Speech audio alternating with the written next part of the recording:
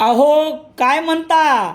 धोंड्याच्या महिन्यानिमित्त शेलूत आलेला जावई रुसला आणि पोशाख क्लथिंग हब येथे येऊन बसला. जावयाची देखील पहिली पसंत पोशाख क्लथिंग हब मोंढा सेलू. रामेश्वर गटकाळ यांची गटकाळ करिअर अकॅडमी स्पर्धा परीक्षा मार्गदर्शन केंद्र, सातोना रोड, सेलू. नवीन पोलीस भरती 18 मे 2026 पासून सुरू. सेलू शहरासह संपूर्ण जिल्ह्यात आदित्य प्रधान खून प्रकरण सुमारे 45 दिवसापासून गाजत आहे.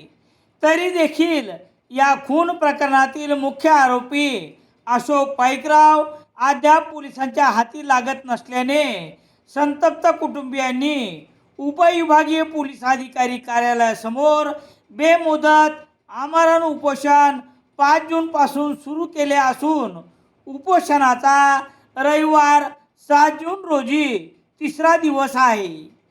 या आंदोलनादरम्यान आदित्यच्या आईसह कुटुंबियांनी पोलीस प्रशासनावर वेगवेगळ्या प्रकारचे गंभीर आरोप करत पोलिसच आरोपींना अटक करण्यास दिरंगाई करत असल्याचा दावा केला आहे.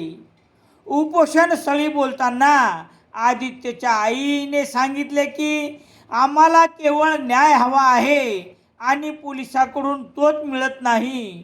पोलिसांकडून तपास सुरू आहे एवढेच वारंवार सांगितले जात आहे.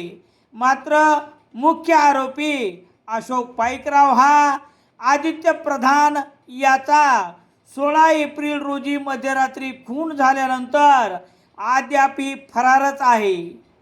पोलिसांना आम्ही लेखी आश्वासन मागितले परंतु ते देण्यात आले नाही. प्रधान कुटुंबियाच्या म्हणण्यानुसार या प्रकरणात एकूण 7 आरोपी असून त्यापैकी मुख्य आरोपी वगळता इतरांना अटक झाली आहे. परंतु उपोषणकर्त्या आदित्य प्रधान यांच्या आईची फरार आरोपीस तात्काळ अटक करण्यात यावे ही प्रमुख मागणी आहे. यावेळी उपोषणस्थळी हजर असलेल्या आदित्यचे नातेवाईक यांनीही पोलीस प्रशासनावर गंभीर आरोप करत मुख्य आरोपीला संरक्षण दिले जात असल्याची खंत व्यक्त केली आहे. आमच्या कुटुंबियांना वारंवार धमक्या दिल्या जात आहेत. आरोपींना तातडीने अटक करून न्याय मिळवून द्यावा अशी मागणी केली आहे. दरम्यान आदित्यच्या वडिलांनी सांगितले की पोलीस अधिकाऱ्याकडून वारंवार उपोषण मागे घेण्याचे आवाहन केले जात आहे.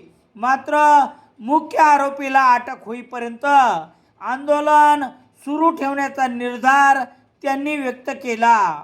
प्रधान कुटुंबियांनी पोलीस तपासावरच प्रश्नचिन्ह उपस्थित करत मुख्य आरोपीच्या अटकेसाठी प्रशासनाने ठोस पावले उचलावीत अशी मागणी केली आहे.